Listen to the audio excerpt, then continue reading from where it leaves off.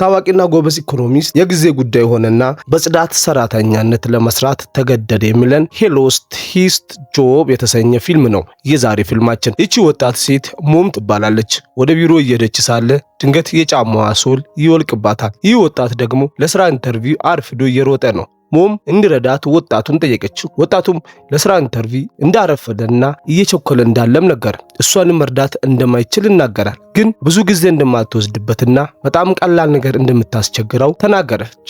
ከሱቅ አዲስ ጫማ በየትኛውም አይነት ብቻ በ38 ቁጥር እንዲገዛላት ከቦርሳዋ $20 አውጥታ ሰጠችው። እሱም የቸኮለ ቢሆንም እያመነታ ወደ ጫማ ሱቅ ሮጠ። በሌላ በኩል ደግሞ ይህ ቢሮ ነው። ለስራ ኢንተርቪው የተቀጠሩ ሰዎች እየገቡ ነው። ይቺ ሴት ማርሲ ትባላለች።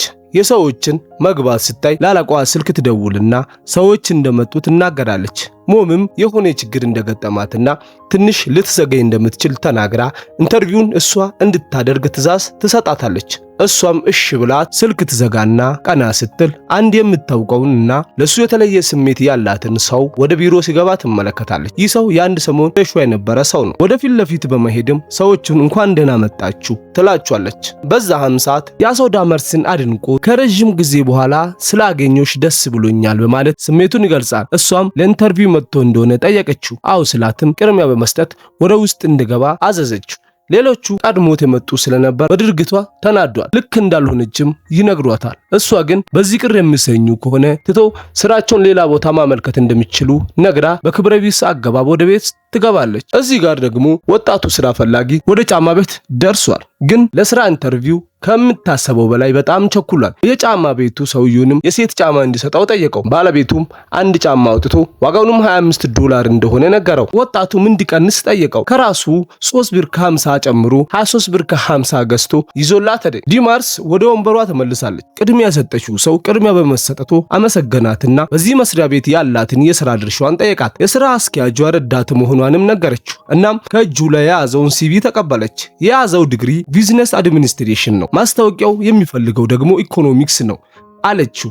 የተማረው ቢዝነስ ቢሆንም በጣም ጎበዝ የሂሳብ ባለሙያ መሆኑን አስረዳት። ደግሞም ስራው በጣም አስፈላጊ ነገር እንደሆነና በዚህ ሰዓት ስራው በጣም እንደሚያስፈልገው ደጋግሞ ነገራት።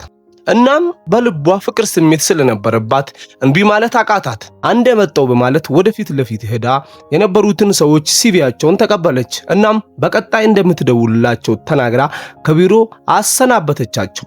ወደ ልጁን በመመለስ ሁሉም ነገር አርቋል፣ ተቀጥረሃል፣ አደራን እንዳታርፍድ እያለች ያ ጫማ ሲገዛ የነበረው ወጣት እየሮጠ ወደ ቢሮአቸው ሲገባ እሷም እንዳረፈደና ነገሮቹ እንዳለቁ ነገረችው። ነገር ግን ለማን ምን እያደረገ እንዳረፈደ ብታውቅ ትራራለት ነበር።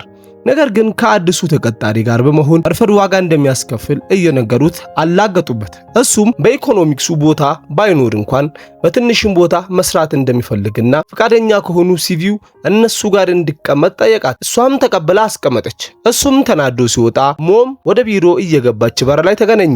ግን ሳያወራት ወጥቶ ሄደ። ዳማርስ ከራሷ ቢሮ ስትወጣ ካለቃዋ ሞም ጋር ይገናኛሉ። አዲሱ ተቀጣሪ እሱ ነው በማለት ታስተዋውቃለች። ሞምም ግን አሁን የወጣው ወጣት ምን ፈልጎ ነበር በማለት ተጠየቀችው። እሷም ስራ ፈልጎ እንደነበር ነገረችው። ምንም አይነት ስራ ቢሆን ለሱ የሚሆነውን ፈልገሽ ደውይለትና ጥሪው በማለት ከአዲሱ ተቀጣሪ ጋር ወደ ራሷ ቢሮ በመግባት የስራውን ሁኔታ ታስረዳዋለች። በሌላ በኩል ደግሞ ዳማርስ ለወጣቱ ልጅ ደውላ ስራ እንደተገኘለት ትናገራለች። በሞም በኩል ደግሞ ስራው በ2 ቀን ውስጥ ማለቅ እንዳለበትና ከትልቅ ንግድ ድርጅት ጋር የሚሰራ በመሆኑ ፕሮጀክቱ በጣም በአሪፍ መንገድ መከናወን እንዳለበት ታስረዳዋለች። እሱም ሁሉንም ነገር አው በማለት ተስማምቶ ይለያታል። በዳማርስ በኩል ወጣቱ ተመልሶ መጥቷል። ዳማርስም በኢኮኖሚክስ የስራ ቦታ እንደሞላና ነገር ግን በጽዳት መስራት ከፈለገ ቦታ እንዳለው ነገረችው። እሱም ደስተኛ ባይሆንም አማራጭ ባለመኖሩ ይስማማል። የሚለብሰውን የጽዳት ልብስ ሰጠችው። በነጋታውም ሞም ወጣቱን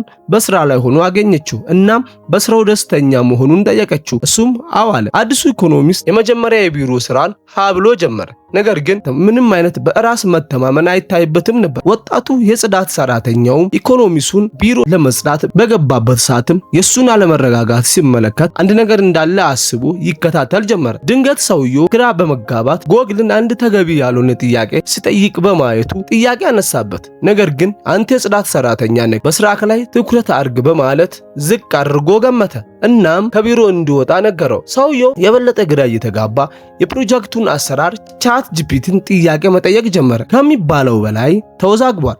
በስተመጨረሻም ቻት ጂፒቲ ያገኘውን ፕሮጀክት አምጥቶ እያመነታ ይሰጣትና ደህና ይደሩ ነገ እንገናኛለን ይላታል። እሷም ሰዓቷን ካየች በኋላ እንዲሄድ ፈቀደችለት። ሞምም መለስ በማለት ፕሮጀክቱን ስትመለከት ጭራሽ የማይሆን ሆኖ በማየቷ ተናዳ ወረቀቶችን ቦጫጭቃ ወደ በር ስትወረውር ድንገት ጽዳቱ ልጅ ላይ ያርፍበታል። እናም እንዲያጸዳ ታዟለች። እሱም አንስቶ ሲመለከት የማይሆን የኢኮኖሚክስ ፕሮጀክት መሆኑን አየና አንድ ውሳኔ ወሰነ። ወደ አዲሱ የኢኮኖሚክሱ ቢሮ በመግባት የሱን ኮምፒውተር በመጠቀም ፕሮጀክቱን እየሰራ አደረ። ጠዋትም ወደ ቢሮ ሲገቡ ድንገት ወጣቱን በሱ ወንበር ላይ ተኝቶ ያገኛል። እናም ይቆጣል። እሱም ወረቀቶቹን ሰብስቦ ይዞት ይወጣል። አሁን ወጣቱ ላላቃው ለመናገር ወደ እሷ ቢሮ ነው። ግን በዚህ መሃል ስራውን ያዘዘው የንግዱ ድርጅት ባለቤት ወደ ሞም ቢሮ ብቅ አለ።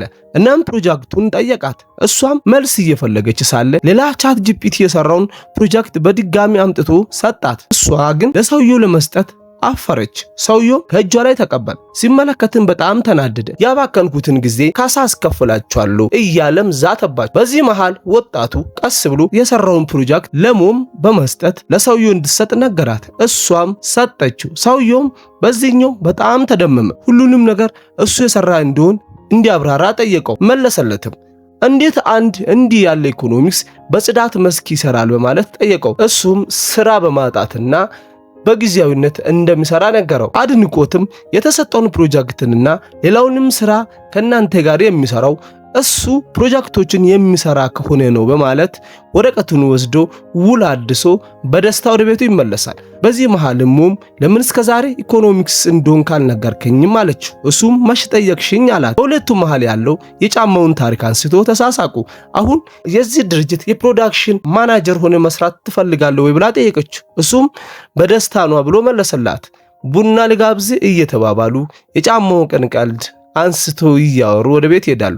ይህም ሰው ከዚህ ሰዓት አንስተው የዚህ ድርጅት የፕሮጀክት ማናጀር ሆኖ ተቀጠረ የሚለን ፊልም የዛሬው ፊልም ይሄንን ይመስላል። ፊልሙ ከተመቻችሁ ቤቱን ሰብስክራይብ ሳታደርጉ የተመለከታችሁ የነበራችሁ ቤቱን ሰብስክራይብ፣ እንዲሁም ላይክ አላደረጋችሁ ላይክ፣ በኮሜንት ላይ ሐሳብ አስተያየታችሁን አስቀምጡ። ይህ ጃሾ ሚዲያ ነው።